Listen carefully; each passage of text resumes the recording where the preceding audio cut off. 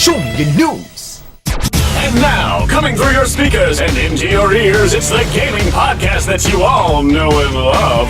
It's Show Me Your News! Your favorite Super Smash Bros. Brawl podcast from 2007 continues to cover the latest in the video game industry at ShowMeYourNews.com. Now, let's join the show. Welcome to Show Me Your News, the pinnacle for delivering and debating the gaming news that matters the most to you. Rumor-filled gossip, hardware blunders, or upcoming releases. If it relates to video games, we want to talk about it. I am Peter, but you may know me as Youko, and I've been witching. I am Rachel, but you may know me as Eevee, and I am hot as balls right now. It is gross. I am Joe. You may know me as thedobaga, and no, seriously, fuck Polar Night. I am Ben. You may know me as GymleaderBen, and I hear quiet flutes in my ears. Ooh, what sort of songs are they playing? Final Fantasy XIII Overworld music. The best theme possible. We are a part of the SMYN network at ShowMeYourNews.com, and today is Sunday, May 24th, 2015. This is episode 180 of the podcast. Kind of a slow couple weeks in gaming. I want to emphasize at the top of the show that we do have our E3 2015 Yes or No contest running. If you visit ShowMeYourNews.com/E3 2015, that's ShowMeYourNews.com/E32015. You can answer 50 questions, either yes or no, and that's it. It's easier this year than ever with email submissions, and really there's no reason for you not to participate. So E3 is coming up in mid-June, and that's really crazy. That's so soon. So, do we have a rule this year about not having all yeses or all nos? We should. But I don't think it was included because I think we avoided that last year. I think most of the questions were designed this year to hopefully be yeses. It should be a good mix, though. So I don't think you'll gain anything from doing all yeses or all nos. But that's a good point. That next episode, we'll have details soon on ShowMeYourNews.com because next episode of SMYN is our pre-E3 call-in show. It's the big monster mamma jamma that we all have every year with calling in on Skype and being brought in, and we'll be breaking down those questions. So at the very least, you want to go look at those questions and get a preview of what that next episode is going to look like. Let's start the show, though, with news from about a couple weeks ago or so. It was really, really soon after our last episode. Nintendo's E3 2015 plans. See, it all works so well. We're talking about E3 2015. Let's talk about what Nintendo's doing. Gosh, I was on a plane, and the flight was supposed to depart right when this video dropped. And then they're like, we're going to be on the runway for about 10 more minutes here, and we'll leave at 12:10. And, yeah, I was like, oh, I'm now watching this video. Like, immediately, just brain went into that mode. Yeah, I was like at work, and I didn't get to see it until like a couple days after. It was interesting. It was certainly interesting. Another Mega 64 joint, which is surprising because you didn't see them in it at all this time.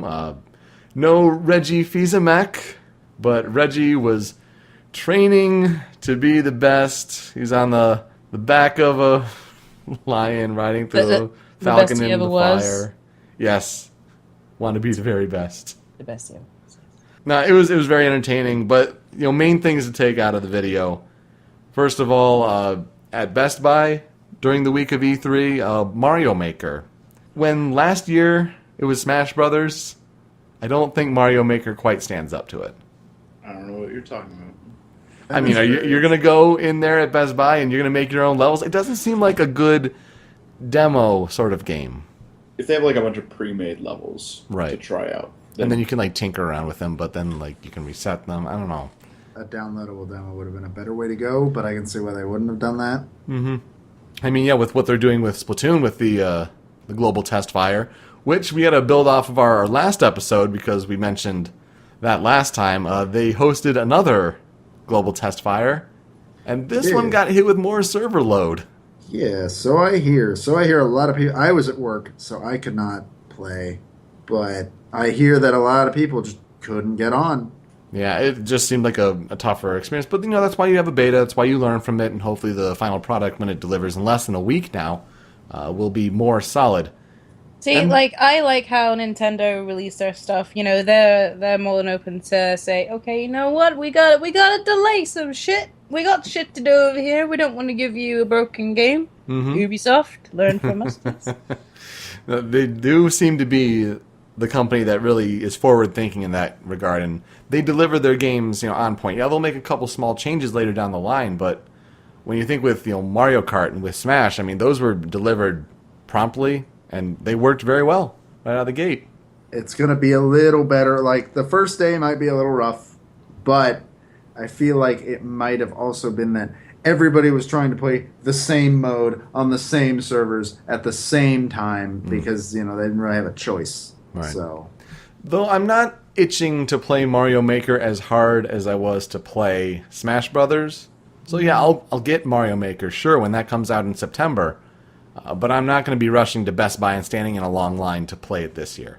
When you're putting it into people trying it out, it is going to be a case of people would spend far too long at a screen trying to make their own level. Like, that isn't going to work very well. Yeah. yeah, I don't feel like it's going to work as well as Smash did, where it's like you get 2 matches, and that's it. Yeah. And you're Yeah, done. that- You're in and you're out. Yep. I made half of a level, and now I have to go. And then someone else tries to continue with it, but they're not quite as happy with the design, so they spend a half hour trying to design a level, and then they're like, nope, you gotta go. And then none of them can even play test it. Yeah, basically. So the other nice thing that came out of this was the confirmation that not only the digital event would be coming back, that's hitting on the 9 a.m. Pacific time on the Tuesday, the 16th of June, which is noon Eastern time. It was the same time that Square Enix had already scheduled theirs. And of course, Nintendo's the big giant in the room, and so Square Enix is like, okay, we're sorry that we took your spot that you've had for years. So we'll move ours back 1 hour.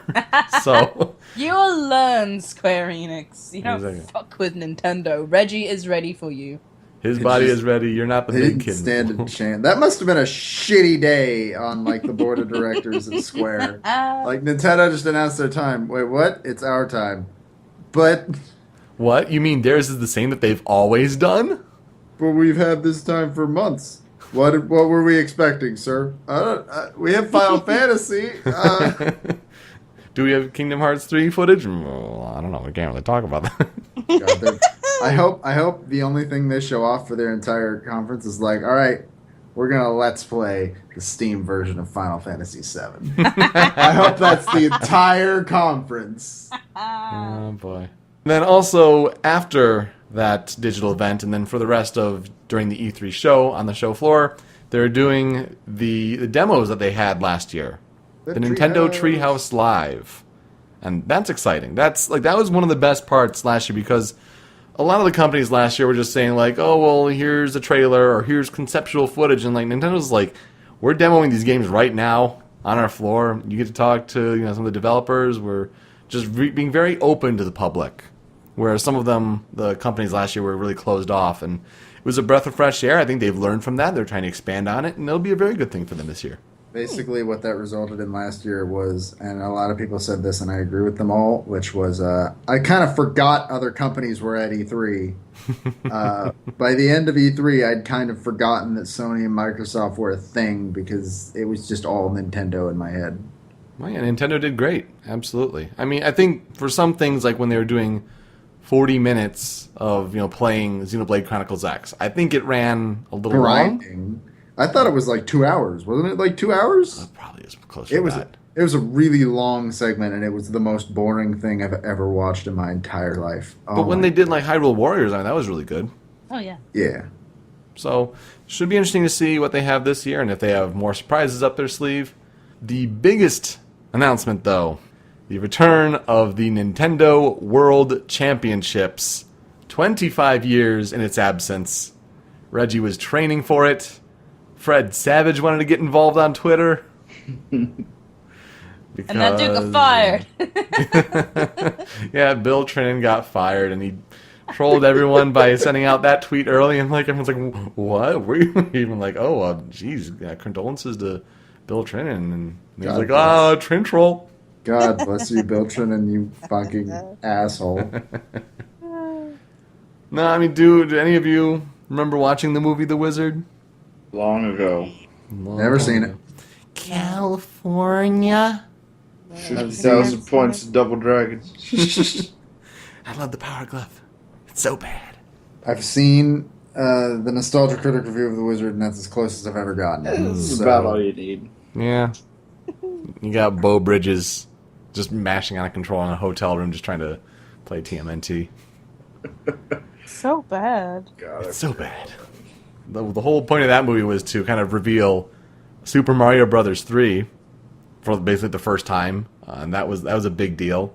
Now they're doing qualifiers, and I've seen people on different boards like at NeoGAF, and they're like, Nintendo World Championships, and why is it only in America? And blah. Like, they probably put this together really last minute. And America has this thing that, like, what we do is representative of the world. It's kind of a shitty thing to do. Yeah. But, like, for baseball, like, we call our championship the World Series. You know, we call, like, our NBA basketball team, like, they're the world champions. So, like, it's just a weird thing that they do. And they're playing... There's, like, Super Mario Brothers 3, and one other NES game that they're kind of doing for the championships. Like, a modified version of NES Remix, in a way. Like a world championship, qualifier cart. But I don't know if they've announced yet. I don't think they have. Like the games that they'll be playing on the main stage. It's going to be like a variety of games, obviously. Yeah. But I kind of hope it's going to be like more modern Nintendo games. Yeah, but yeah. like, I don't know. I mean, if it's retro Nintendo games, I'm fine with that. That's still Right. fine. the real question is, what game, if any, are they going to reveal at the end of this Nintendo World Championship? NES Remix 3. Mario Universe. Zelda? Mario Universe would be really cool. Universe. That'd be really cool, but... That'd be cool. New Zelda. Like, hey, by the way, releasing it next month. Oh, geez. That'd be crazy. See, I have a thought about Zelda at E3 because, of course, you may remember the story from, months back that The Legend of Zelda won't be at E3. And that was a big disappointment because it was also delayed till 2016. But I kind of have a feeling in the back of my head, like, I think it's more a digital event, but it'd be really cool to see at the World Championships for sure. But it wouldn't surprise me if we still saw, like, a trailer or something like that. Or maybe during the Amiibo digital news event. for it because they like to shove Amiibos down everybody's throats. More amiibos? Certainly, yes. Yeah. Absolutely. But when companies say it won't be at E3, they're more talking about the playable version on the show floor. That's not going to be at E3. Oh, no way. But that doesn't totally leave out the possibility of, showing it in their digital event or having some sort of tease, seeing how it's coming along. Well, you know what game will be on the show floor that will be playable? They've already confirmed, and I feel like is going to play some part in... In fact, it might even be the big finale game of World Championship is Star Fox. Because Yeah. they've already confirmed that it's going to be playable on the show floor. It's there. That will be a thing this year, but I think it'd make more of an impact if it was a game we didn't know anything about. So, you mentioned Mario Universe. That'd be really cool. Seeing Zelda stuff would be great. Wouldn't surprise me to see SNES Remix. Because the NES Remix games have been done pretty well for them. I mean, they've made money on just, small tweaks to games that they already own. Why not do that to Super Nintendo games? What if it's a new WarioWare game? Ooh, that'd be really cool. I want that. Now, granted, I wouldn't want a SNES Remix, but I'm just thinking, like, what would Nintendo think is a cool thing to do? Where's my N64 remix? That'd be Yeah, like, we awesome. need, like, what they did for the Sega collections, like the 360 and stuff like that. They had a collaboration of games, like the really shitty ones, like Echo the Dolphin, blah, blah, blah. And then they had, like, Sonic and stuff. Yeah. Put them all on one disc or download or something like that. So you can just access, like, loads of previous games. I know you can do that anyway, like, separately through the Nintendo shop and everything. Mm-hmm. But just having, like, one disc where everything is all together, that would be kind of fun. That'd be a really They did nice that for- idea. They did that for Kirby. Yeah, well, that was a Kirby anniversary thing, yeah. Yes. The Dream Collection. So it's interesting to think about. You know, I don't think they've even said what time it will be, and it's going to be Sunday night. But it's like, is it going to conflict with Bethesda? Because I think that's at 10 p.m. Eastern time on that Sunday night. Because that's going to be Fallout 4, and that would be exciting. And granted, we thought they were surely going to reveal a character at the end of the Smash Brothers Invitational last year, like Captain Falcon. Yeah. And that didn't happen. So this is just talking out of our butts and be like, do the wizard, but in real life. And get Fred Savage there because he needs to play the hero again or something. I don't know. All right, Ben, time to show me your news. Like many games in kind of recent past, Kickstarter for a game called Bloodstained Ritual of the Night. And I believe, did it like set the record for how fast it got funded? Like, I don't think it was for how fast. I think that was, they hit the 500,000 that they were looking for, I think, in about 3 hours or so. Something I like that. think Yooka-Laylee might have been faster. But Yeah, it was. Yeah, but it's just kind of another game in that trend of Mighty Number 9, Yooka-Laylee, and now this of developers using Kickstarter to kind of just get to make the games they want to. Mm-hmm. And this is Koji Igarashi of the Castlevania Legacy, as he calls it. Was he not allowed to make another Castlevania game, or was he just dissatisfied with like the PS3 ones that have been coming out in the last few years? I would assume he was dissatisfied because, like, Lords of Shadow is not really the type of Castlevania game that people have wanted for years, especially Konami-wise, which we'll get into that later. Oh my gosh. They'll probably never let him make the Castlevania game he wanted to make in the first place. With that branding, at least. Right. Yeah. Because he's the one behind Symphony of the Night, and then all of the other Metroidvania-style games since then, because there are a lot of them on, GBA and DS and all that. So this is kind of continuing that legacy. But what this is him getting the funding for just kind of a return to the games that he really was passionate about making. As he calls it, an Eevee is a gothic exploration-focused action platformer, and he considers himself one of the godfathers of the genre, which I'd agree with. That's pretty good. It's basically, I want to make Castlevania, but I can't call it that, so we won't call it that, but I'm going to make Castlevania. Just like we want to make Yooka-Laylee. We can't call it Banjo-Kazooie. But, Mighty Number we'll 9. used to different things. Yeah. And that's becoming a big trend on Kickstarter. And I'm really glad it is. I know some people are like, well, I can't. Kickstarter's supposed to be for risky projects that are like new. And well, right now for these people, this is a risky project. It's not new, but like they enjoyed what they did and they haven't gotten to do it because AAA development is terrible right now. Yeah. It has been for a while. Yeah. But people just ate this up. Quickly funded.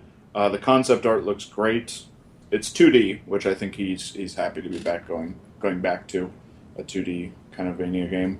But yeah, are either of you guys going to be backing it? I've been thinking about backing it. I've never actually played a Castlevania game besides Castlevania 64, and that's a very poor choice to play That is. in the Castlevania background. I'm just Looking actually at having a you, look. Clay.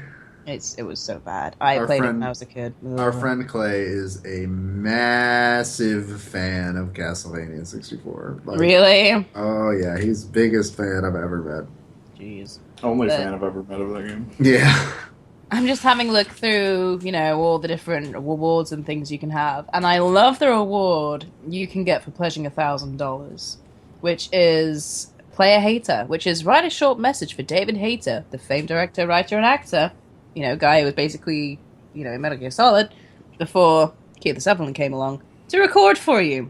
Your one-line message will also be hidden in the final game sound test. Nice. I forgot about that. That was pretty cool. Yeah, they did hit the tier to have him voice, not the main character, but it's like the secondary character. Yeah. So, I want to play this game, actually. It does look pretty fun. Yeah. See, I've never, I started playing Aria of Sorrow the other day, and I can't get into them. Oh, God. I tried playing Symphony of the Night at one point, too, and it's not bad. I'm not saying that it's bad. I'm just saying, I'm not into it. It's very difficult. It's from a different era.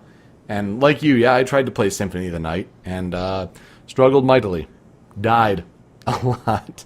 I wasn't really. It wasn't. I mean, yeah, I died a lot, but for me, it was just I couldn't. I was bored. I couldn't do it. So yeah, that's my hesitation for backing this, which I have not done yet. Though I'm very glad to see the successful nature of the project, because as you mentioned, AAA game development, it's like companies these days, and Jim Sterling had a great video about this on his Gymquisition, but they aren't willing to take medium risks anymore. I mean, Sega had Alien Isolation, and that sold 2.1 million copies, where they didn't do much marketing for it. It's coming off of Aliens Colonial Marines, which was just a travesty. And so 2.1 million for that game, rather successful, but not for Sega. Yeah, they called that a failure. And that's ridiculous. So, like, these middle-level games, like, a lot of these big publishers, they are unwilling to make some money because they're wanting to find the next big Call of Duty smash hit. They want to make all the money. And so many publishers out there, according to Koji Igarashi and his staff, they went around to different publishers to pitch this because they have the pedigree. And they're like, no, I'm sorry, not going to greenlight your game. Though the interesting thing with this, as opposed to Yooka-Laylee, is if they met the $500,000, they do have a publisher partner already in the works. Which is they just different. basically want to see them to get the money first. Exactly. They want to see the demand there first before they back further. And now they're past $2.6 million out of the initial $500,000, which is remarkable, with 19 days still left to go as of this recording. But it is different, than Yooka-Laylee, because that was just, help us make the game. And then Mighty Number 9 didn't have a publisher at first, but now then Deep Silver latched on right before publishing the game and getting the game out there, which is a whole other sort of issue. But it is interesting to see the success of it, and I guess if Kickstarter continues to be a good route for these game makers to kind of reanimate their past projects, if the main industry won't take a bite on it, I'm all for it. We just got to see more examples of these games getting finished. Yeah, I think Mighty Number 9 is just the start of it, and we'll see what happens with these two big two. It's kind of interesting because I'm having a look at how much Yooka-Laylee has also brought on. And so we have the new Castlevania, may as well just call it that, which is like 2.64 million. And Yooka-Laylee is actually only just behind it with 2.63. Wow. It's really not far behind at all, and Yooka-Laylee still has 23 days to go as well. Yeah. There's a lot of nostalgia for those two games. Mm-hmm.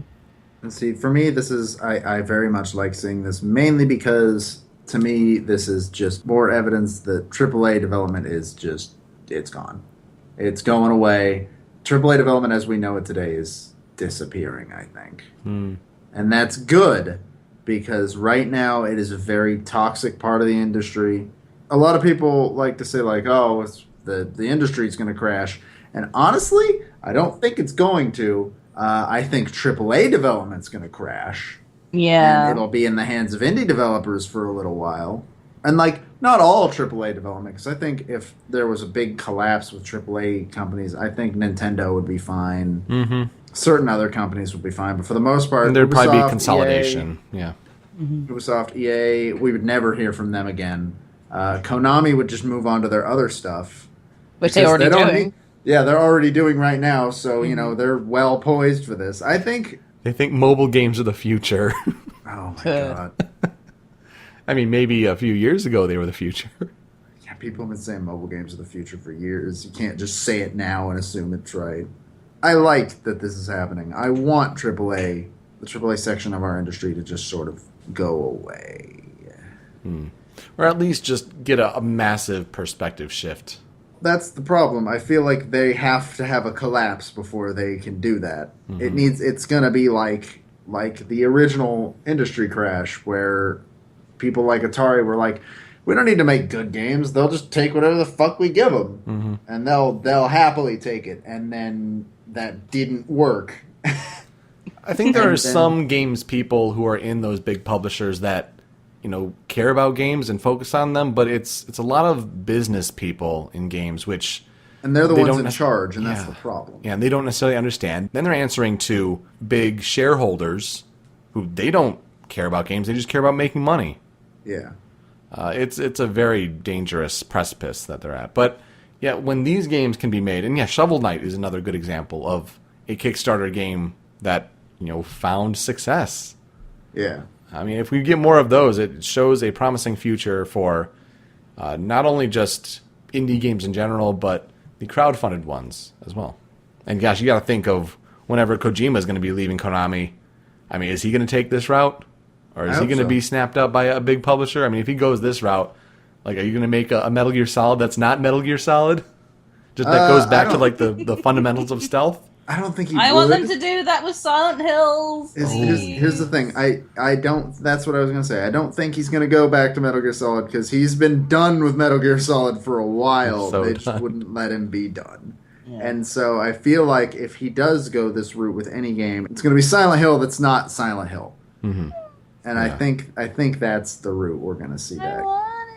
Yeah, partner up with Guillermo del Toro, even though usually his name attached to game projects has never worked out well. He was super. Did you see the interview? Yeah. He was super bummed. Yeah, and he like wants to follow Kojima to the ends of the earth to make games like that. But he had that game Insane a few years ago, and that got canceled. So like, is it just his name being attached to games? I don't know what it is, but yeah, make that game that took the ideas from PT.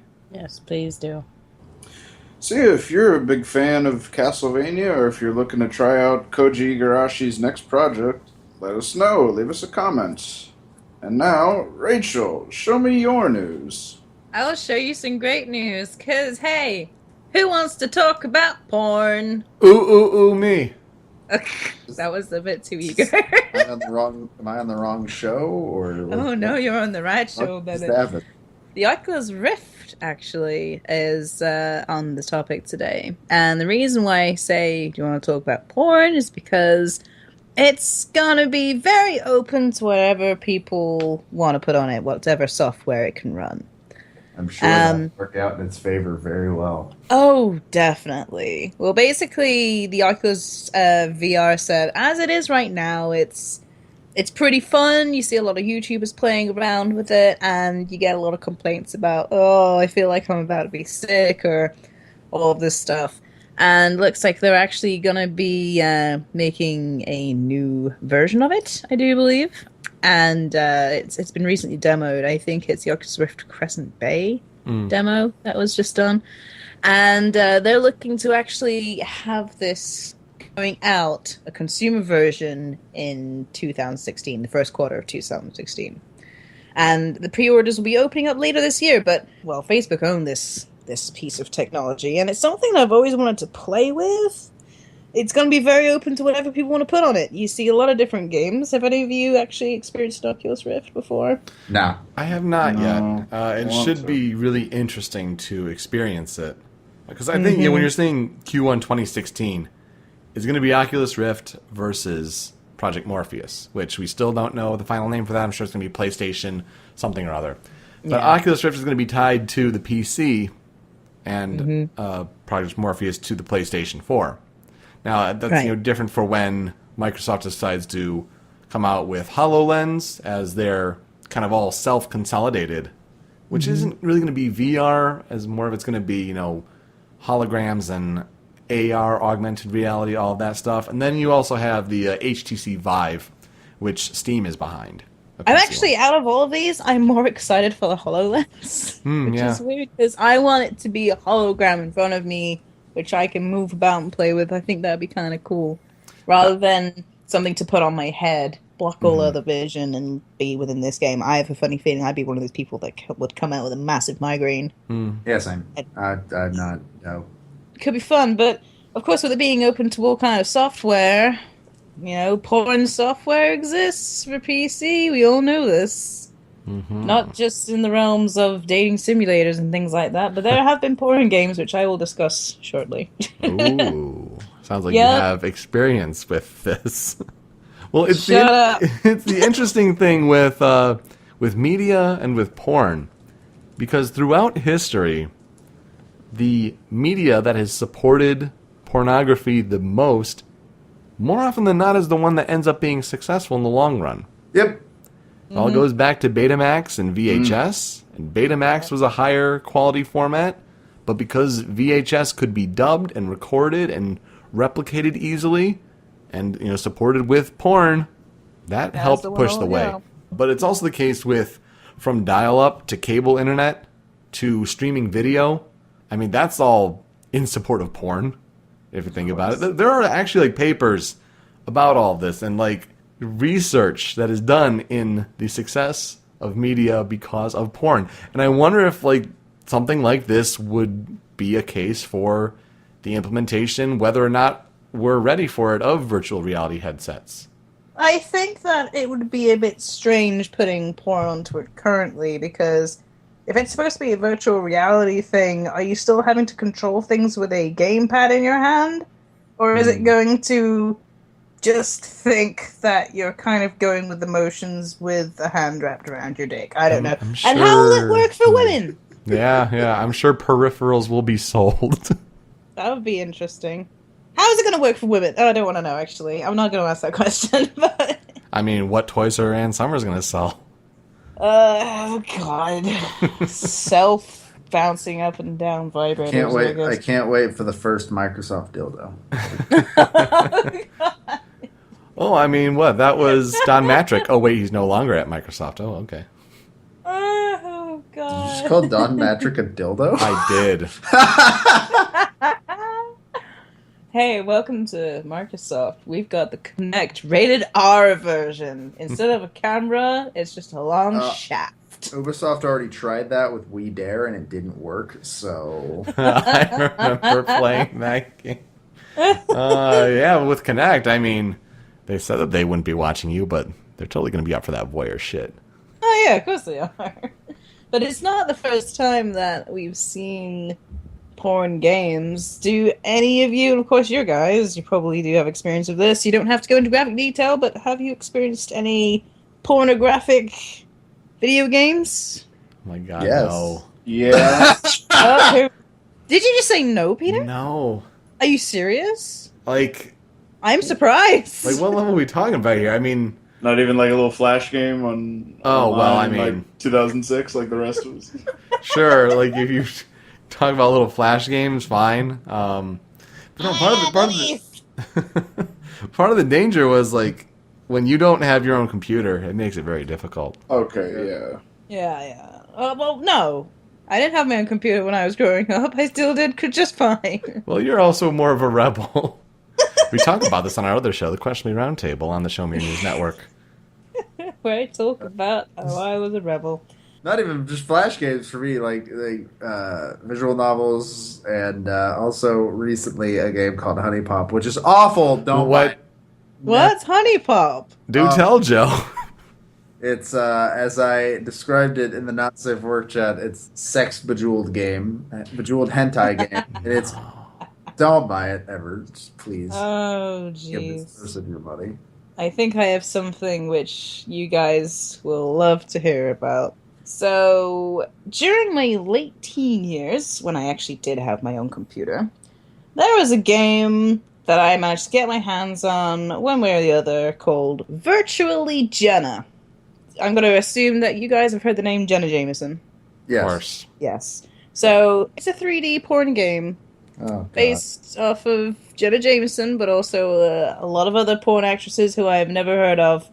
And I think I had a hacked copy because there were also, celebrities in there, too. So there'd be a range of, 150 so different females to choose from, and, 3 guys. Just 3 guys. I'm sorry, you got a choice. You got white, you got Asian, or you got black. That's it. And guess what? They've all got the same size penis. Have fun. And this was a game where, I am going to go into the descriptives because it's just funny as fuck. It was a game where you could either manually control or set to automatically do this thing, the insertion of penises, toys, etc. into a female, or you could have 2 males there, or you could have 2 females, or whatever you wanted to do, or just one person by themselves, or a lady being held by a tentacle monster, because that's a thing. And it was awkward, and it was really weird. And it was not that long ago, about 10 years ago, actually. 2005, this thing came out, the second game that I had. Virtually Jenna 2? Virtually Jenna 2. Made a second one. Must have been so popular, it had a sequel. I only actually played the second one. I didn't play the first one, but... Because that only had one guy. I mean, one. As opposed to 3, oh my god. New feature!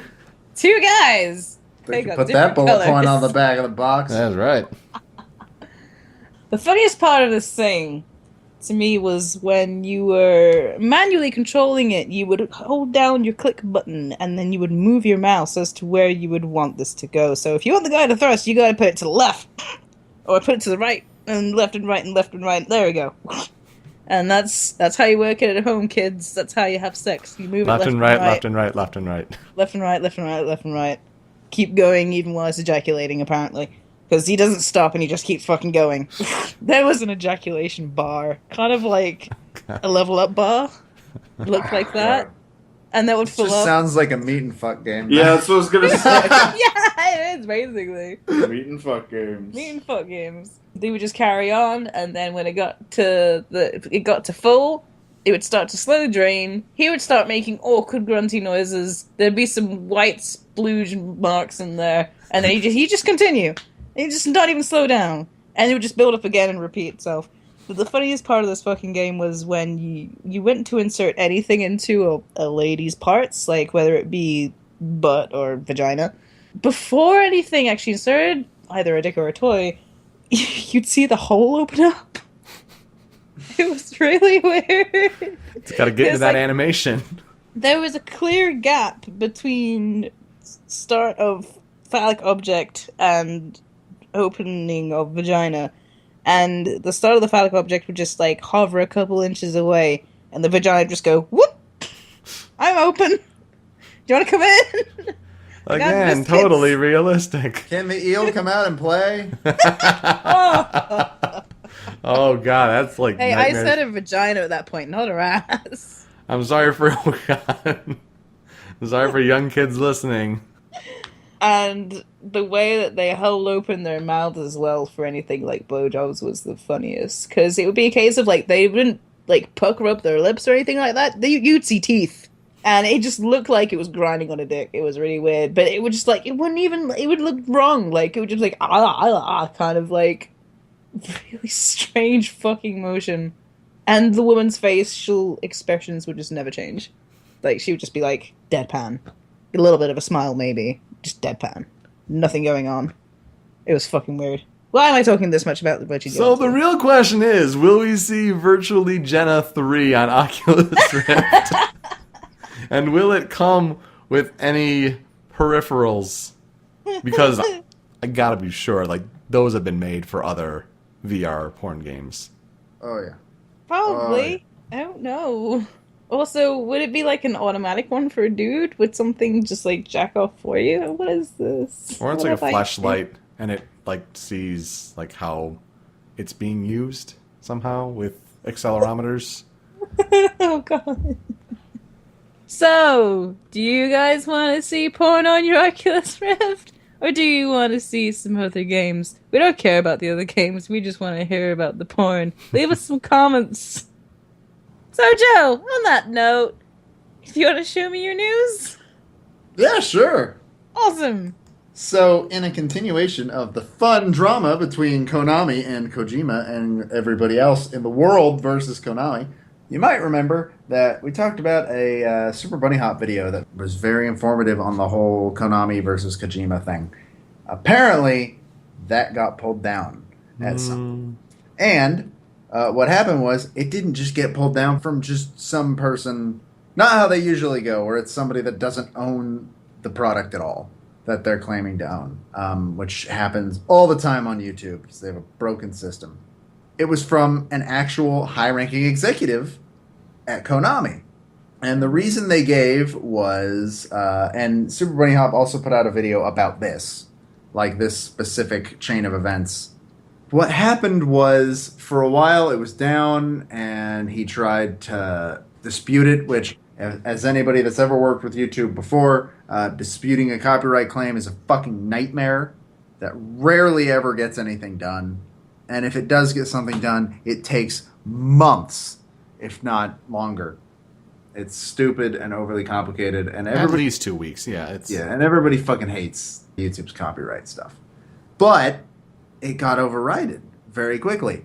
And it got overridden because somebody from YouTube, or at least Super Bunny Hop thinks this is what happened, somebody from YouTube actually looked at it and said, yeah, no, this is not valid. We're going to go ahead and reverse it. Because their claim was Metal Gear Rising. That was what they said he was infringing upon. Which he points out, like, in that video, there is 30 seconds of Metal Gear Rising footage. The audio is basically muted, and most of it is menus. Konami doesn't seem to understand that the internet doesn't forget, no matter how hard you want them to forget. And the Barbra Streisand effect is, it's a fickle thing. So, like, they pulled this video down, and unfortunately for them, it didn't make it go away. It actually made it more popular. It's super popular now. He has since then done a video on the chain of events that led to it being pulled down and them going back up. And he's also done a video about how Konami is just really stupid for having let PT go. And how they could have had an actual, like, super successful product, regardless of whether or not Silent Hills was a good game or not. And they just let it slip through their fingers.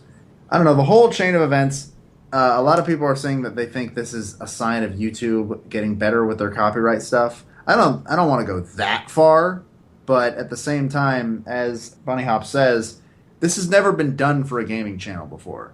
There's never been an actual person at YouTube look at a copyright claim on a gaming channel and reverse it because they don't think it's correct. That never happens. And gaming channels have that happen to them all the time, where people who don't even own the stuff they're asking for. That's happened to us with Moon Prism. When we were on YouTube, we had people that weren't even remotely related to any of the people that have to do with Sailor Moon. They would claim our videos. That's why we're hesitant to do WTFP stuff, because like it's just not a time to do anime stuff on your own. I mean, because why Moon Prism works is because you have the Google Drive space. Yeah, we have our own place to host the files, and that's the only reason we can do it. You're not worried about YouTube, and you're not worried about Vimeo and Blip and all this stuff. Like, it's just not a good time for anime. I mean, for game stuff, it's one thing to have, like, oh, you can't make money, you can't monetize it, you can't, put ads on the video. That's one thing. I mean, for it to be taken down for a copyright strike, and for YouTube, the way it works, when you get a copyright strike there, that changes your channel in a number of ways, and not good ways. The way YouTube works is you get 3 strikes, and then your channel's gone. I know about that from my own one that used to host WTFP stuff. But yeah, that was kind of a revolutionary thing, was that YouTube doesn't do that for video gaming channels, ever. I have a feeling it's because it blew up so much, because Konami was trying so hard to fucking cover it up. And again, like, I hope Konami's learned their lesson, that they can't just do that. The internet will fucking strike back. Like, that's a really dramatic way to put it. Like, oh, the internet's gonna strike back, it'll have its revenge. But, like, in a way, yeah, trying to cover something up just brings it more into the light when the internet's involved. Especially when there's, like, no explanation given. Yeah. Like, no good explanation given at all. They're trying so hard to sweep this Kojima thing under the rug, and they don't seem to realize that the internet's on Kojima's side, not theirs. It's been really interesting to see a lot of the media that's come out in, attack of Konami in a way, too. Mega64 doing a video about PT was fantastic. If you have not seen that, it's not going to be my YouTube video recommendation for this week, but, it's something that you should see. It's really important. I've been following Super Bunny Hop's work for a little while now, and he does really good work, especially with Metal Gear Solid, with the critical close-ups that he does, and these long, in-depth looks. And the interesting thing about the first Konami video, at least, the one that is blowing up because of the Streisand effect, which, if you don't know what that is, it's when someone tries to silence bad press about them, but in a result draws more attention to it, and it brings it more attention than it would have if the bad press had been out there to begin with anyway. So it's kind of a self-fulfilling acceleration of attention. So the interesting thing about this first Konami video is because he was doing game journalism. And say what you will about, like, oh, the game journalists of today, they take random headlines, they repurpose press releases, they don't do much work on their own. There are some who do, of course. But for George Weidman, who's Super Bunny Hop, for him to be as independent as he was, and he was emailing contacts at Konami, and there were deals of, like, keep things under wraps and anonymity here. But for him to do the work he did on his own, like, that's journalism. That's finding the truth, cutting through the bullshit. Anybody that doesn't think there's any integrity in gaming journalism, for the most part, you're right. For the most part. But he is a very good example of what gaming journalism should be. Mm-hmm. Yeah, so, like, just really finding and hunting the truth. Hunt the truth, Halo 5. Oh, no, like, it's really interesting, and I mentioned a couple weeks ago, like, watch that video on Konami, and we'll see what happened with it. If you haven't gotten it yet, it's back up now. Yes, obviously, if you didn't. For now. The best part about that whole process was that, like, he looked at it, because it shows you, they will send you the name of the actual people who did the copyright strike, and he looked that name up, and it was an actual pretty high-ranking executive at Konami. Like, it wasn't just some stooge. It was an actual executive. And it shows you how petty they're being through the whole thing. Petty is the word to describe a lot of this Konami stuff. Oh, definitely. I mean, to remove PT entirely is petty. To take some of these things so offensively is petty. And that's a lot of the things that Super Bunny Hop describes. Like, they're going through this big reforming, and it seems like, the CEO almost took offense to some things that Kojima was being successful. And it's why you take his name off of past games boxes. It's petty. That's very dumb. It's basically just throwing a temper tantrum. Mm-hmm. We don't know how much longer this story is going to roll on, but this was certainly an interesting caveat in the Konami meltdown. I think we will hear the story one day, but maybe at least 3 years down the line. Maybe. I'd be surprised if we get it sooner. But there's a lot of things to work itself out, and I think in time we'll get someone doing investigative journalism like this, and it's going to make for a fucking fascinating story. It'll make a good documentary, I think. It would. Mm-hmm. It really would. But, they still have to put Phantom Pain out, and on June 9th we're going to be getting a lot of previews, because about a week or so ago there was a select press out in LA playing the latest build of the game for preview's sake. But that has to be released, and if they have any post plans, like any DLC or anything like that, that has to clear as well. Just a quick thing to everybody out there. Don't boycott Phantom Pain. Oh, God, no. That's not going to teach Konami anything. That's going to tell Konami they're right. Mm-hmm. And you don't... Like, if anything, make Phantom Pain super successful. Yes. And like, then you blow don't, it up. And then you don't support any Metal Gear games that they're making after, because they are looking for teams to do that. But that's where you start to boycott those games. Yeah, when it's not Kojima making them, that's when you need to make them bomb. I mean, God, Kojima is putting in just a labor of love in this final game. And for all the reports that early talks that we're getting out of, before this embargo lifts, Phantom Pain is shaping up to be amazing. So why would you boycott that and, put that against Kojima? I don't think anybody wants to put it against Kojima. A lot of people are just going the usual route of, we need to speak with our wallets. And yes, you do, but not now. Not in that way. Not yet. Yeah, not right. Let's say not yet. If Konami wants to get out of the video game business so bad, fucking let them. Mm-hmm. I do not care. But I'm going to buy Phantom Pain, but after that, I don't particularly care. Well, they don't have any other franchise that I care about. Mm. Oh, you don't care about Pro Evolution Soccer? Oh, God. Winning 11? Pro Evolution Soccer. If they're not going to bring back Evolution Skateboarding, I don't care. I mean, DDR, Silent Hill, Castlevania, Metal Gear. I don't think we're going to see another DDR game for a very long time, mainly because because George said that his source was telling him that a lot of the DDR developers were just moved to sound engineering for other stuff. Mm-hmm. And they're not working on DDR anymore. I think a lot of people have moved away from caring too much about DDR. But it's going to bum me out. If Bamani will have to go under, and that's what I worry about more. I take back what I said a few episodes. I don't think Konami's going to be shutting its doors anytime soon because, sadly, Konami's fine. They have stakes in so many other big industries over in Japan that they don't need video games. Well, as far as their video game, console video game market is concerned.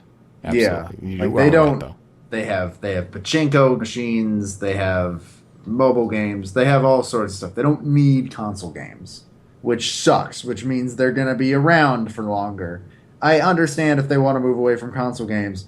You didn't have to burn every bridge possible to do that. Yeah. You guys realize that, right?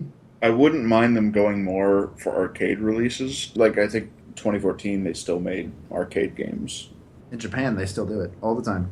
So, I mean, if they want to keep doing arcade, I'm fine with. Yeah. Keep making poppin' music or whatever. Beat Mania. Again, it's just petty as shit. Oh yeah, it's silly what they're doing. So, what do you think of Konami? And go watch all 3 Super Bunny Hop videos, especially the one he just did on PT, and about how down the line it's going to end up being extremely historically significant to our industry. Then watch more of his videos. Yeah. Oh yeah, his videos are really good. He's going for informative, not comedy. So they're not funny videos, but they're very informative and very interesting, and I like them a lot. All right, so there are more headlines to talk about. YouTube really did something interesting recently, where I guess they released 2 separate lists, started for the most popular games of all time, as far as minutes watched and just overall the watch time there.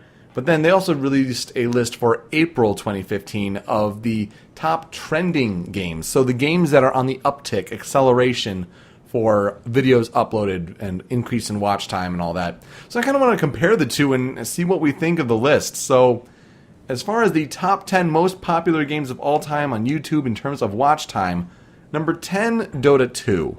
Number 9, Puzzles and Dragons. Number 8, the Five Nights at Freddy's series. Number 7, The Sims series. Number 6, Gary's Mod. Number 5, FIFA series. Number 4, the Call of Duty series. Number 3, League of Legends. Number 2, the Grand Theft Auto series.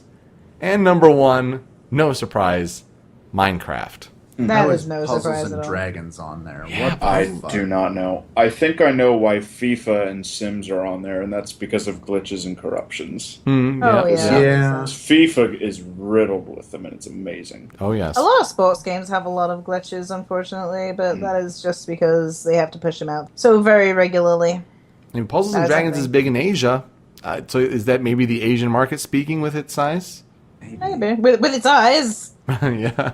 With its eyes, I speak with my eyes. And that's also why League of Legends is up there. I mean, that's huge over there. That's very, very true. Well, I mean, that's also like League of Legends is getting to be one of the biggest parts of esports out there right now. So it's also probably that because it is an esports giant at the moment. Now, see, I actually spoke to someone recently, I think it was actually a Twitch streamer, about the whole esports label. He hates the esports label. Mm-hmm. Saying, oh, we shouldn't put this in sports. It's not a sport. It's a game, blah, blah, blah. And I didn't realize there was such a disagreement over the whole thing. Yeah, we talked about it last episode. I mean, there are different parts of esports and different sections, and the different games make up their sections. Like there's League of Legends and StarCraft, I would call their own sections. Heroes of the Storm, I think, is eventually going to become its own. You've got first-person shooters, I think, just as a whole. First-person shooters and the fighting game community, I think, are all basically the same section of esportsness, if that makes any sense. StarCraft's popularity kind of fluctuates with releases, Yeah. and I think it's going to really come back whenever Legacy of the Void comes out. Yeah. But that could be, years from now. Who knows? I mean, they've been doing beta testing, but I think it's got about another year. Yeah. I'm also surprised that Grand Theft Auto beat League of Legends. Especially now that they have 5 on PC and there can be mods. Oh, that's Yeah. true. I think it's the PC release that makes that. Yeah, probably. And then I'm just sad that Gary's mod is there. I'm not. Because Gary's mod can contribute to Trouble in Terrorist Town or something. Big Trouble in Little Terrorist Town? I don't even know. But either way, it's where you are with a few other people. One person is a murderer and everyone else is civilians, and you have no idea who is who, and you must do your thing. Please don't put Rachel on a watch list for saying that title. The big thing with Gary's mod is it can be anything. Like, that game can be anything. So I think that helps a lot. Mm-hmm. I just didn't know people were still playing it. Yeah, that, and I'm just like, the For the Lulz video. Like, okay, all right. For the lulz video? Like, it's just the kind of video that usually is associated with, people doing wacky things in Gary's mod. 20 exploding barrels fell on him. We did it! Tony. I do like the games you can make with it, though. Yeah. Yeah, I think that's kind of fun. Kind of cool. As far as the trending games, though, number 10, Army of Two: The Devil's Cartel. The fuck? This is a game that came out a couple years ago, so did PewDiePie get his hands on this? I have no idea. I feel like this seems like something Two Best Friends or the Grumps would have done, but as far as I'm aware, neither of them have touched that game. So that's do super not know. weird. That's really weird. Number 9, Neverwinter. Number 8, Pokemon Rumble World. Nice. 3DS. But the Rumble games are fucking boring to watch. They're kind of boring to play, but like I still play Rumble World. But like they're not fun to watch. Right. With all the updates they get though for free codes for Pokemon on the 3DS, like this code to get this Pokemon in Rumble World, maybe that gets attention. I guess. Number 7, The Witcher 3. And I think if this were in May, you'd be seeing a lot more of this. I think that'd be higher on the list if it were a May 2015 to build up towards the release. But sure, April, that's fine. Star Wars Battlefront, the upcoming one, that trailer was on April 17th, so that falls in line. That makes sense. MLB 15 The Show. Surprising that it's up at number 5. I mean, I like the game, but didn't think it'd be that high. Killing Floor 2 at number 4. Then Bloodborne, Call of Duty Black Ops 3, and Mortal Kombat X taking the top spot. Really surprised Bloodborne is not number 1. Wow, that's surprising to me. Mm-hmm. We're pretty excited about Mortal Kombat. Yeah, and with the release in April, that kind of falls in line. You think about it, Black Ops 3 had its reveal trailer April 26th. I mean, is the hype for Black Ops still that high that it takes only a few days in April to have it accelerate that quickly to number 2? Hey, did you know how many douchebags are currently alive in the world?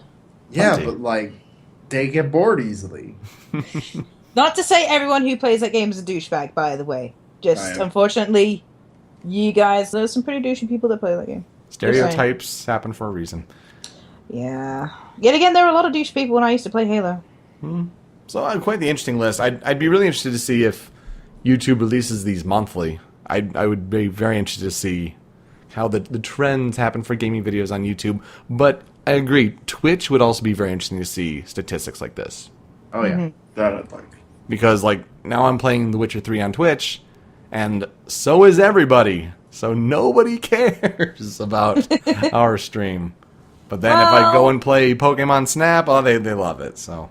Oh, yeah, they loved you with that. So there's going to be a new Need for Speed this year. I hope it's Good! Just what we needed! Hey, my brother's excited, kind of. Hey, actually, no, I used to play Need for Speed. People were thinking it was going to be a Most Wanted game. But no. It's called Need for Speed. Because it's a reboot. Stop it, game industry! Stop. Why? So why does this and it's nobody likes that they do this. Why do they keep doing this? You just watch, they're going to come out with, Gears of War Ultimate Edition. It's going to be the remake of the first one. They're just going to call it Gears of War. And then the new number 4 that's going to come out from Black Tusk Studio. Just watch, they're going to call it Gears of War. I'm waiting for Nintendo to come out with The Legend of Zelda. Dude, honestly, I've seen people guess, this very well might happen, that they call the new one The Legend of Zelda. God, if Nintendo, you were the only ones that don't do this yet. Please, no. So just don't do it. I wouldn't mind. I don't care. Oh, it's so confusing. Because then you always have to throw the year after it. So? Oh, it's lazy. It's lazy that you can't be bothered to put just a year after the title. But why should you have to do that? You didn't make the game. Well, no. Well, we're not making the game, so why should we tell them what they called it? Mario Kart ended up throwing the number after it. They just gave up on titles and just fucking threw the number in. And look how that worked for them. You can distinguish between them. It was great. And 8 especially with the Mobius strip. I mean, that worked well with their theme. But they're like, it's the 7th Mario Kart, we'll go Mario Kart 7. Like, we questioned it a little bit at the time, but it's turned out well for them. They didn't call it Super Mario Kart. God, they should have, though. We're not ones really for the car racing games, like things like, it's going to be about deep customization, authentic urban car culture, nocturnal open world, and immersive experience. I used to customize cars in my car games. Yeah, we can customize Mario Karts. No, I mean, I've been in games where you do a lot of customization on your cars, and I played Need for Speed Most Wanted. I have a Need for Speed on Steam. We have guilty pleasures for Need for Speed. I had the need for speed. Well, I like Hot Pursuit too. That's the best one. The one from 2010? Yeah, That was the super one- good. Yeah. The one from 2002. Motherfucker! Hot Pursuit 3 was like 2010. But they call it Hot Pursuit. Oh, well, yeah. That's the third Hot Pursuit, though. Them. I'm not gonna lie. After Underground 2, I just never picked up another Need for Speed. I moved on to Midnight Club like a cool person. Well, we were also really surprised to learn about the cast in the Ratchet and Clank movie. And apparently the main cast is generally sticking around for the most part. For Ratchet and Clank and Quark, they're reprising their roles. They got the same voice actors, and that's great. That was good. But then they're bringing in the celebrities because, of course, they are. So, John Goodman, Paul Giamatti, Rosario Dawson, and Sylvester Stallone. Why Sylvester Stallone? Why? What's he doing? They don't say. No? He's free. But both the movie and the game have been delayed to 2016, and that's not surprising when at E3 they said, it's going to be the first half, the first quarter, or whatever it was, of 2015. And we heard nothing. E3 2014, the year of 2015 that became 2016. Yeah. Yeah. So that's happening. I mean, it should be interesting to see them both released side by side. I wonder how they'll complement each other, but aside from cast details, we don't know too much right now. But we learned more about Assassin's Creed Syndicate. I'm in the game. I still like Victory, but, I'm in the game. You are in the game, Eevee. Yeah.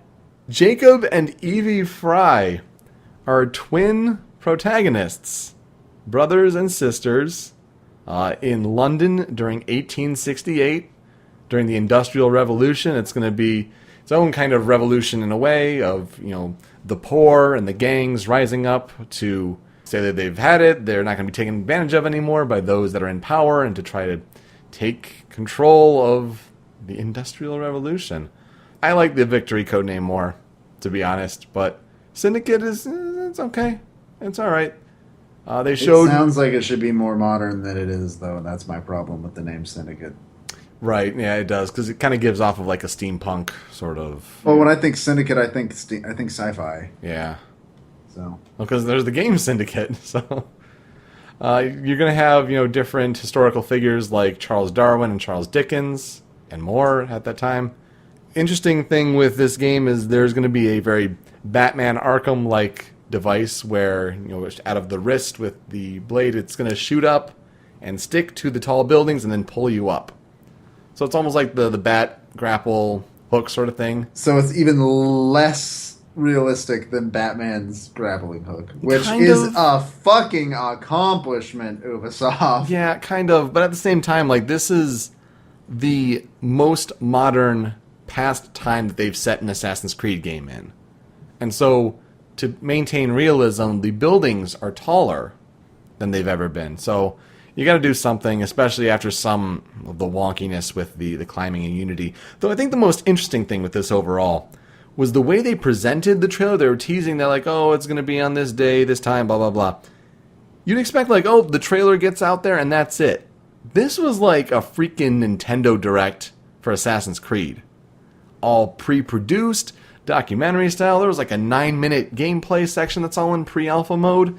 But during the beginning with the documentary stuff, they were acknowledging Unity's faults.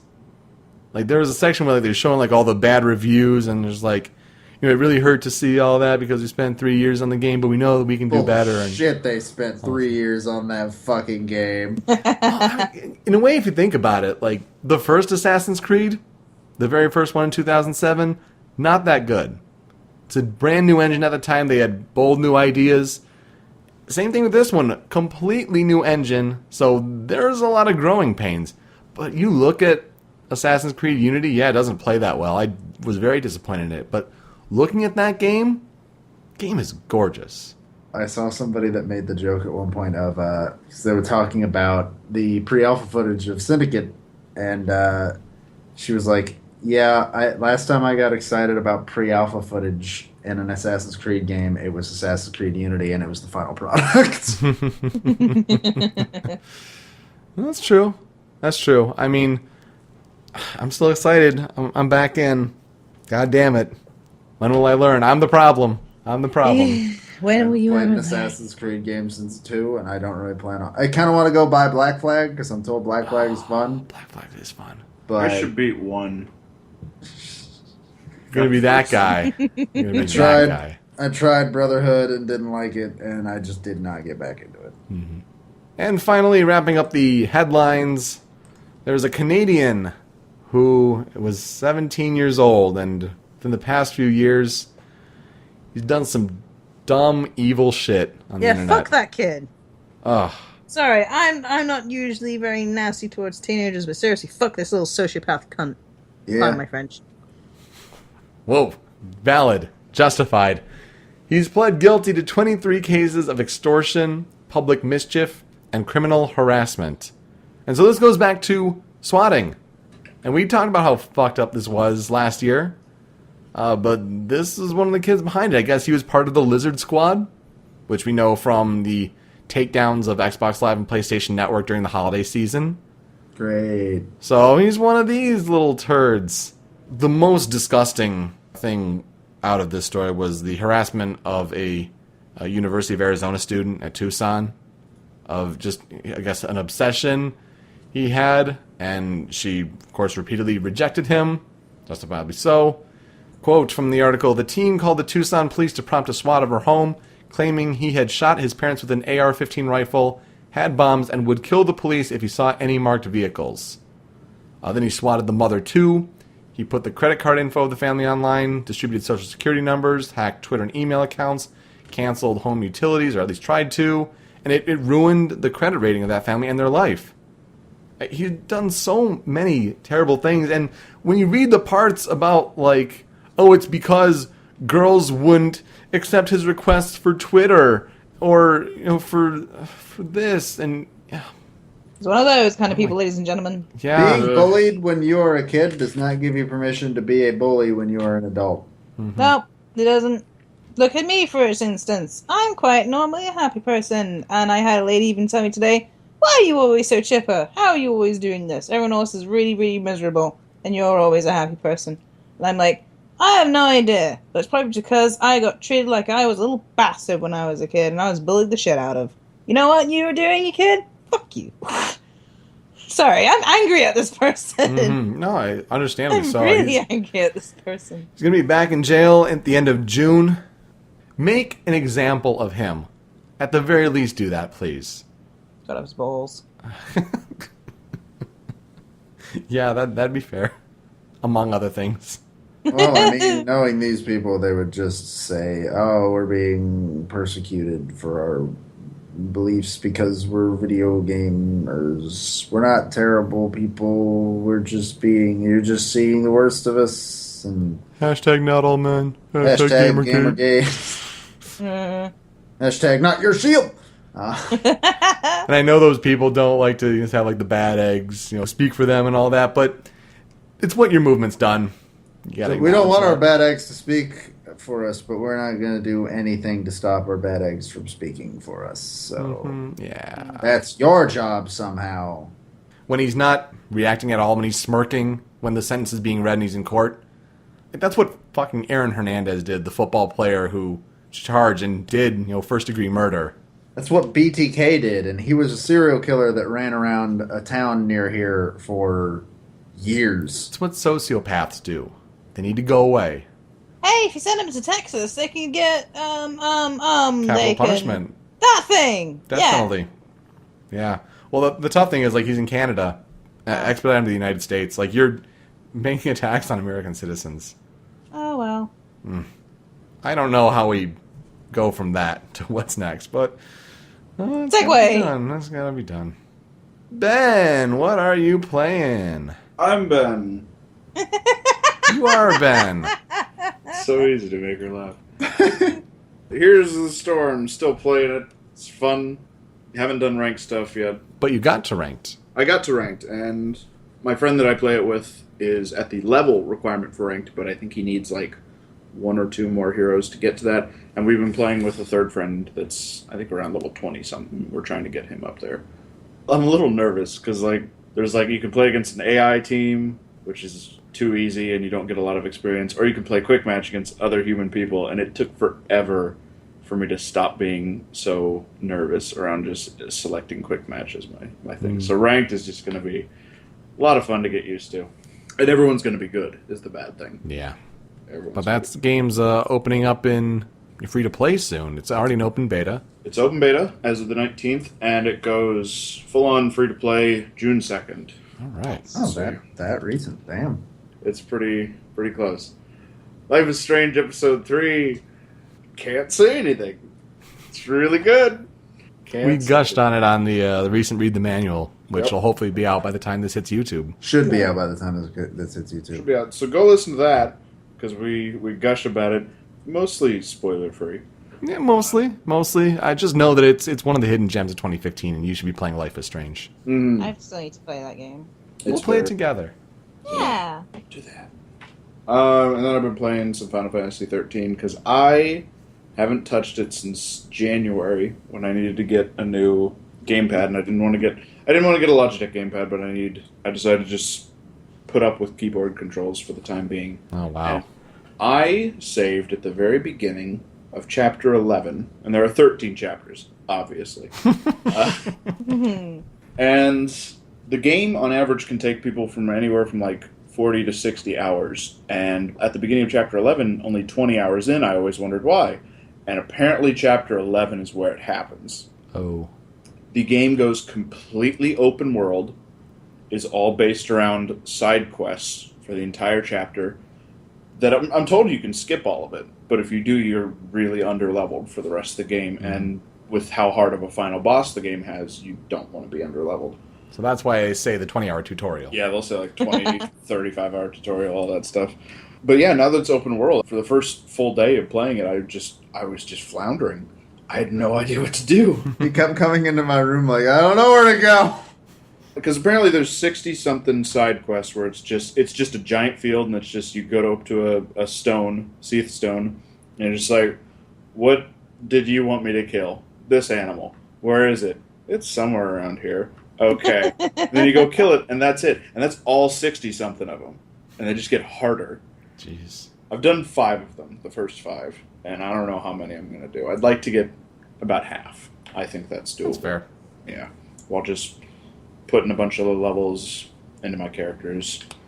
But, don't love keyboard controls. Really need to get an Xbox One controller. Mm-hmm. 'Cause that's really good for gamepads. Yeah, they make them now. Mm-hmm.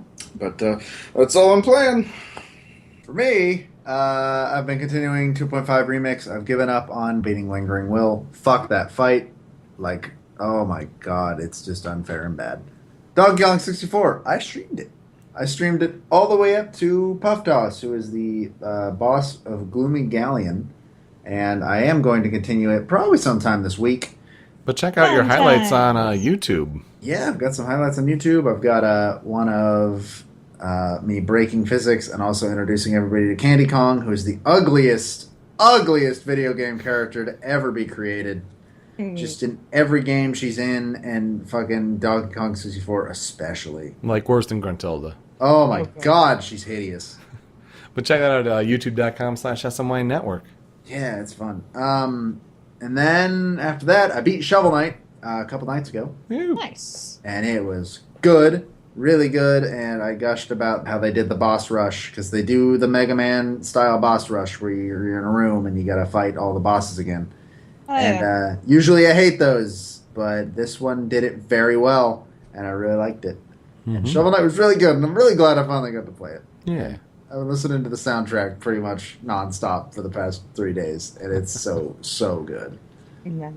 Legend of Zelda Majora's Mask 3D, I just started about 4 hours ago. I had to inform Ben that, yeah, his cartridge might just be broken. Because the bombers, apparently, according to him, is it like they just don't spawn? There's 2 or 3 of them that aren't at their spot or anywhere else in the entire town. I've restarted the game several times. So, Yeah. something's wrong with his cartridge. There's a patch. I haven't gotten it yet. Yeah. So there's an update out, and you should get it. But I stopped right after getting the moon tier, so I'm standing in front of the clock tower waiting for it to open. I could go talk to the scarecrow, totally, but I'm not going to because I'm lazy. So I'm just going to sit in front of the clock tower until it opens for 2 days. But he dances and it's fun. But he's all the way over there. But you were there before. You could have talked to him then. I was there, but I'm not anymore. You're dumb. No, you. Your face. She's got you there, Joe. Damn it. The last game on my list, Pokemon Omega Ruby, because I've gotten not only back to the quest for a living Pokedex, which I am 1 Pokemon away from finishing Gen 3, which is Ben just needs to trade me a Seviper, and then I'm done. Outside of minus Who evolves legendaries. from Arbok, don't you know? Oh, yes. Minus legendaries, because some of those legendaries I cannot get right now, so I'm only counting regular Pokemans. Well, you mean you can't get Jirachi?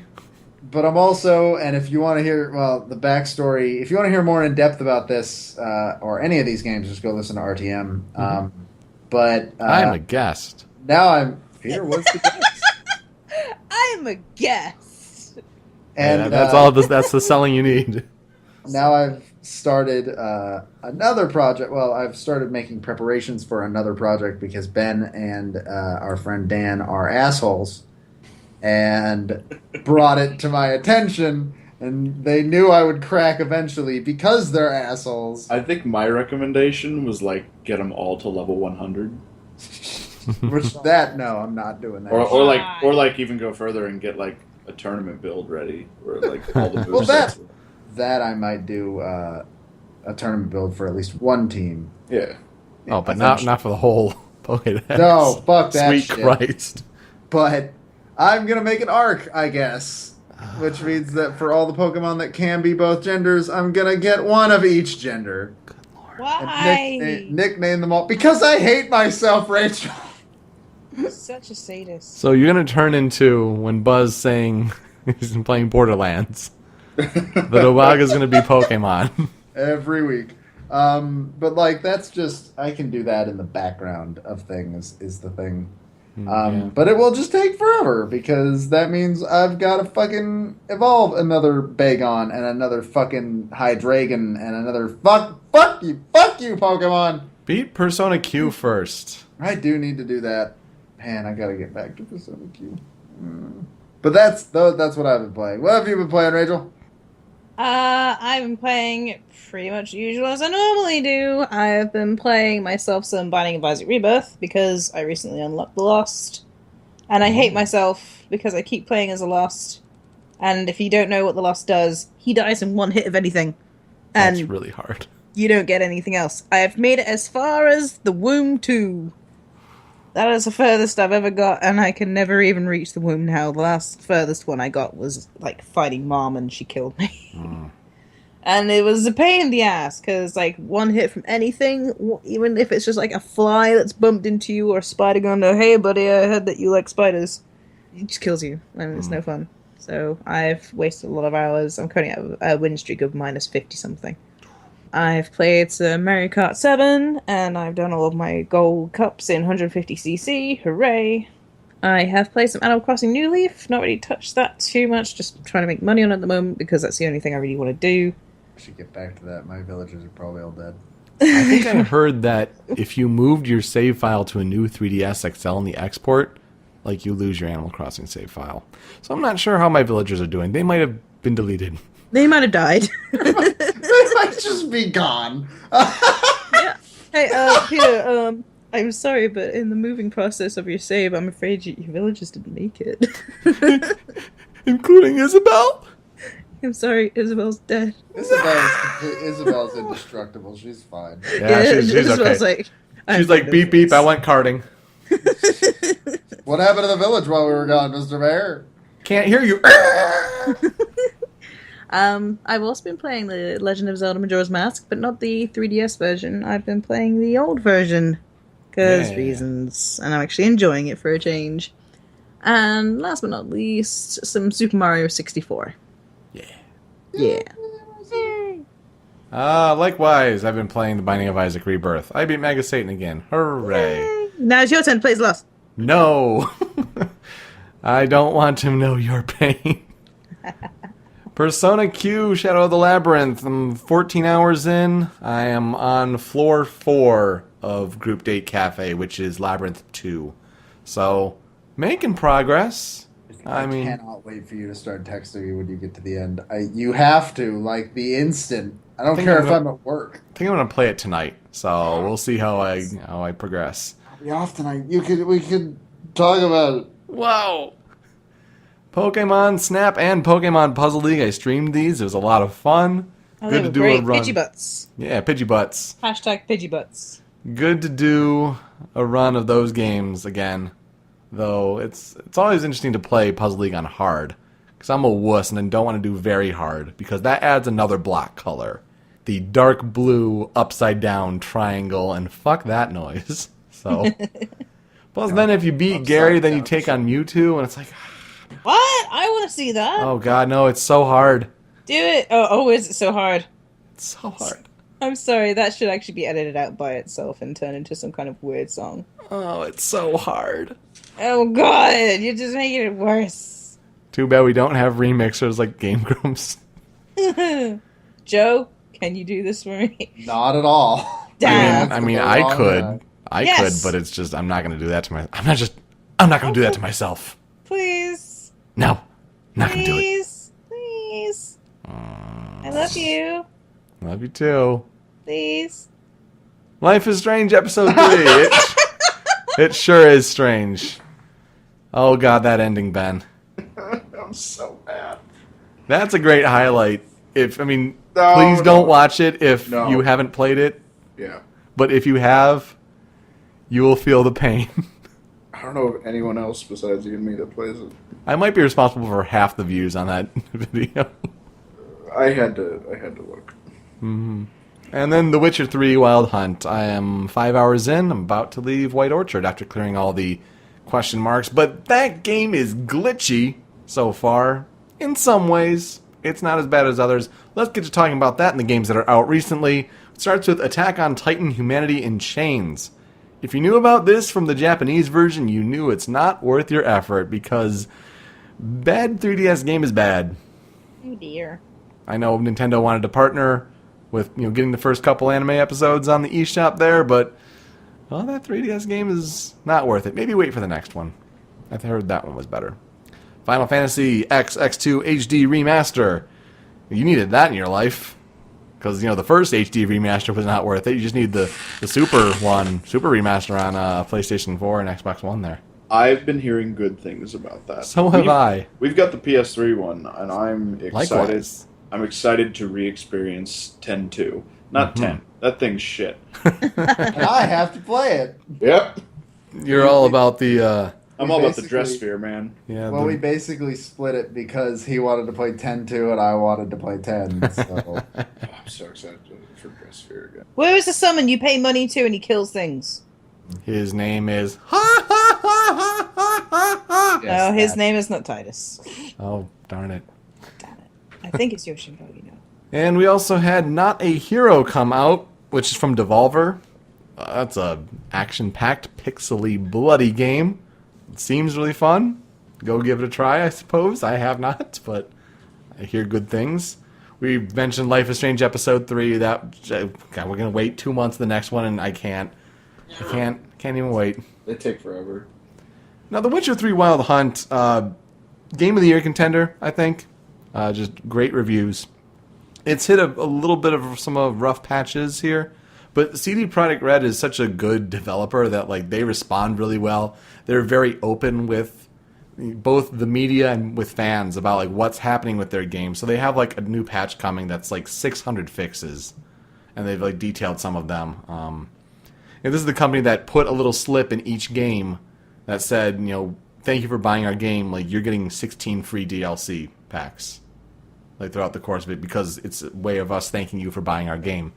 But I came across an issue when I started streaming it where I basically had it installed. I had the day one patch installed. I had to sit through 2 unskippable cutscenes, and it would just circle load, and not get me into the game itself. So I had to uninstall the game, not install the day one patch, wait through those cutscenes again, and then once I was able to load and save the game, reinstall the day one patch, go in and load.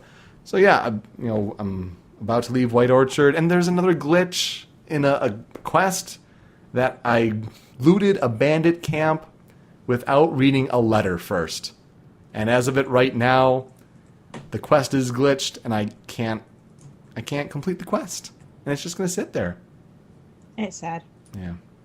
But hopefully it'll be fixed in that patch, which is now out on PC, and soon to come this coming week for consoles.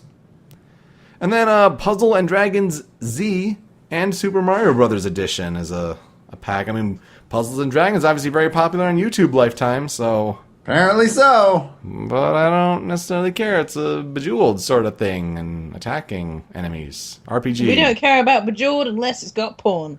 I mean, right. But looking at the characters for the Puzzles and Dragons Z, like the character designs and then like these animals evolve, like it looks like Pokemon. So that's really peculiar. Yeah.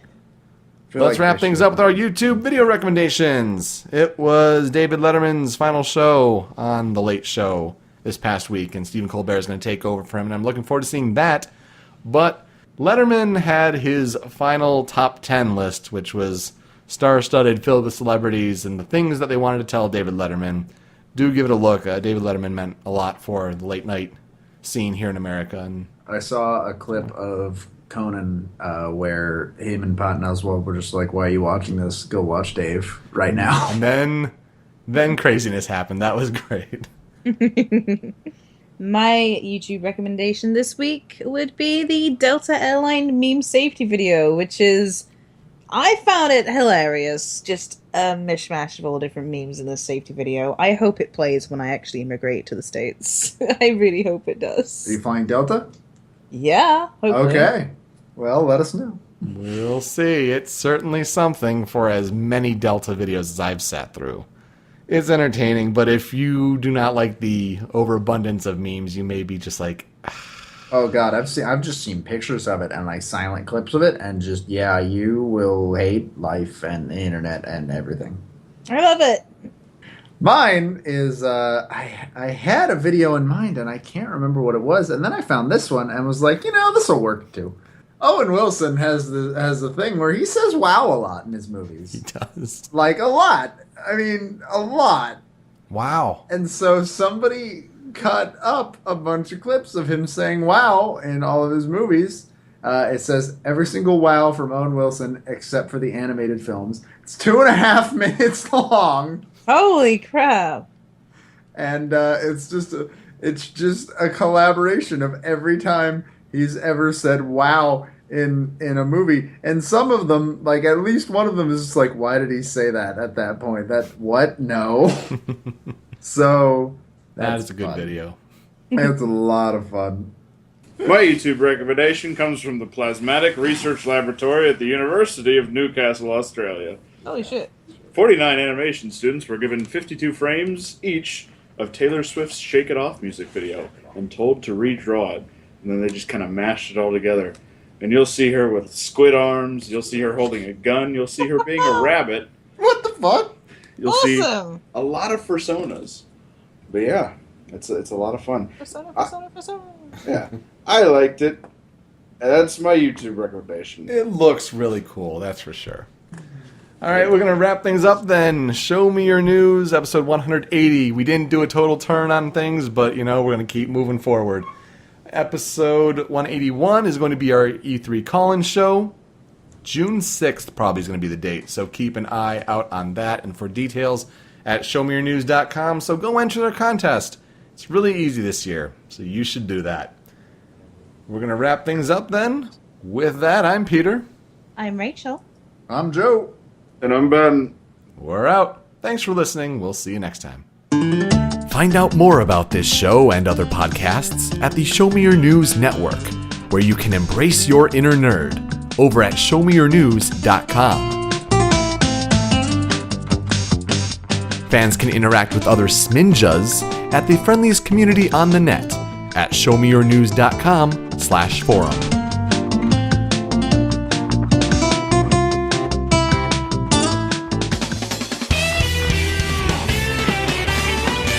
Show me your news!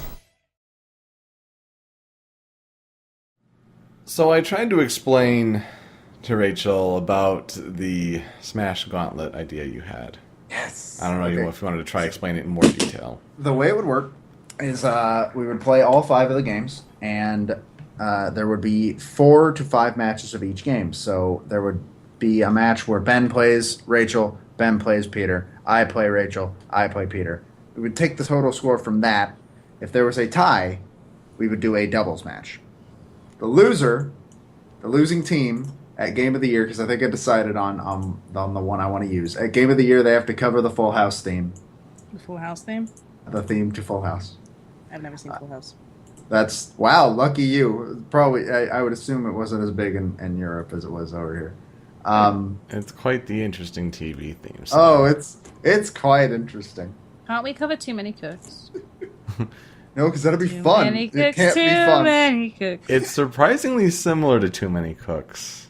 I think Well, Too yeah. Many Cooks might have had something, might have been Too Many Cooks drew from about 4 or 5 different sitcoms, Yeah. and Full House was a big one. But I was thinking like musically, yeah.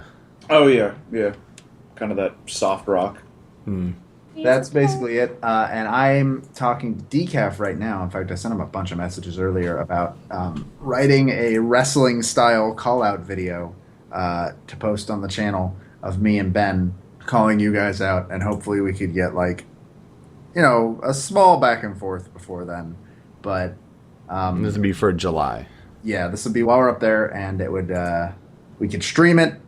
We could probably each get in one commentator, like you guys could probably have Miles or Mark, and we would probably, I'm between Dark and Moses if Moses goes. I'm pretty sure Dark's going. And that's the thing, this week we need to decide who Yeah, is we all gotta going start- and lock it down. We got to start getting a head count. I was also Yeah. going to mention that. But like, But yeah, the 5 games then would be Smash 64, Melee, Brawl, Project M, Wii U. yep. Yes. So you know what this means when you get here. We're What? training. Boy.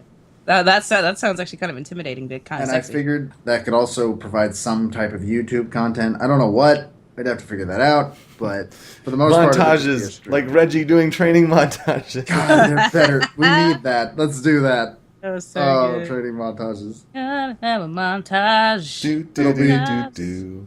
It'll be a montage with you two trading, and then it'll, like, every once in a while go over to Ben and I. We're just sitting on the couch watching TV.